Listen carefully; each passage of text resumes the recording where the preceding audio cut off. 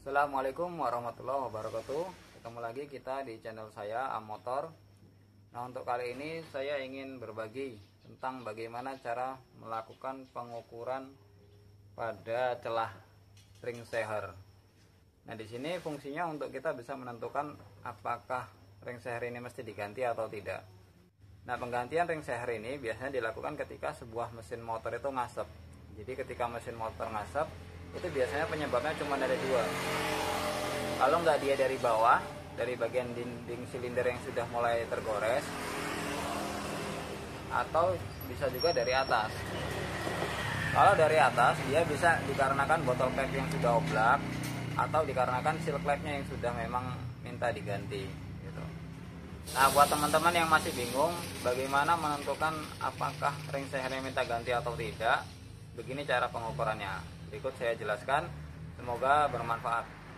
Nah, jadi setelah bloknya kita cuci, yang harus kita lakukan untuk melakukan pengukuran celah ring seher adalah masukkan ring seher, ini ring seher yang nomor 2 kalau nggak salah, ke dalam blok. Nah, setelah itu dorong dengan menggunakan pistonnya supaya dia lebih rata. Kira-kira posisinya sampai dia di tengah-tengah, karena biasanya bagian tengah yang gentong itu biasanya di bagian tengah. Nah, jadi seperti itu. Nah, itu kelihatan celahnya ya. Jadi memang ini ring seher sebenarnya celahnya udah sangat lebar, tapi untuk menentukan apakah ring seher kadang-kadang kan celahnya tipis, kita bingung mau diganti atau pakai ini aja masih bisa. Nah, jadi cara mengukurnya seperti ini teman-teman. Teman-teman mesti siapkan alat yang namanya filler gauge atau thickness. Nah, di thickness ini ada ukuran-ukurannya. Nah, ini 0,5, 0,10 sampai 1 mm kalau nggak salah. Nah, jadi nanti kita ukur berapa celahnya. Kalau saya biasanya celah maksimal dari ring seher itu 0,05 0,5 maksud saya.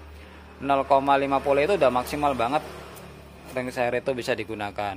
Kalau lebih dari 0,5 saran saya sih lebih baik diganti. Nah, ini kita ukur ya. Kita ukur berapa celah dari ring sehernya. Nah, bahkan pakai 0,5 aja ini udah lewat teman-teman. Coba kita pakai yang paling gede.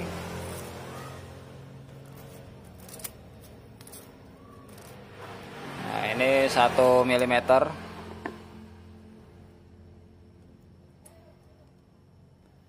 Nah, kalau 1 mm belum nyampe.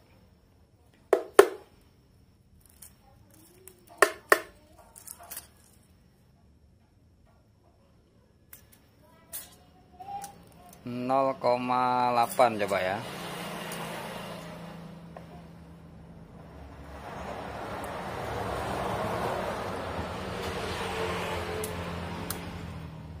Ya, ini 0,8 hampir masuk. Kemungkinan sih 0,7.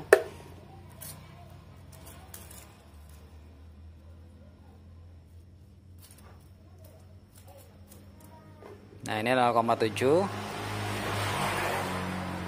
Ya, 0,7 longgar, masih longgar. Jadi kemungkinan antara 0,7 sampai 0,8. Ini 0,75 kira-kira lah seperti itu. Nah, kalau sudah ada ring yang dia lebarnya di atas 0,5 tadi, saran saya lebih baik diganti. Kalau seandainya ring yang ini di bawah 0,5, teman-teman juga harus ukur ring yang lain. Gap dari ring yang lain berapa? Nah, ini misalnya ring yang nomor 1. Kita coba ukur berapa gapnya.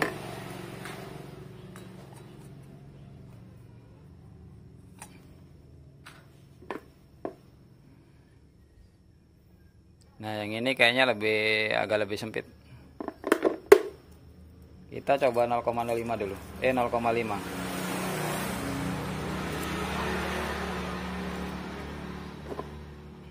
Jadi setengah milimeter. Mana celahnya?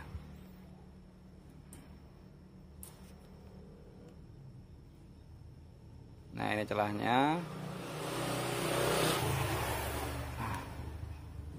0,5 terlalu lebar. 0,40 coba.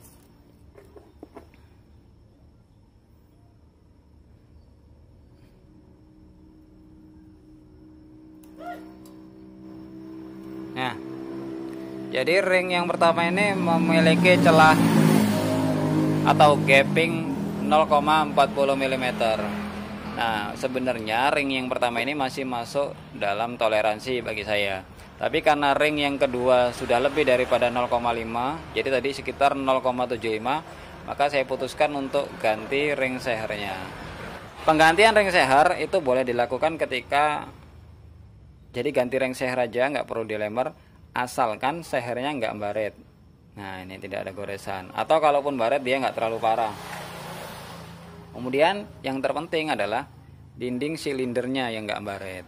Karena kalau dinding silinder ini baret dalam, dia walaupun diganti ring pasti tetap ngasep gitu.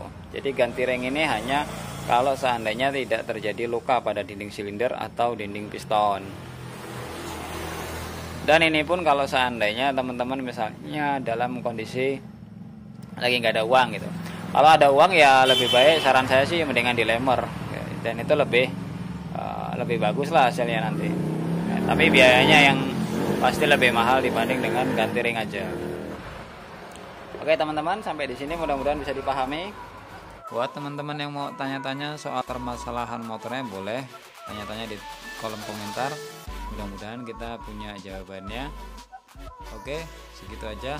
Semoga bermanfaat. Wassalamualaikum warahmatullahi wabarakatuh.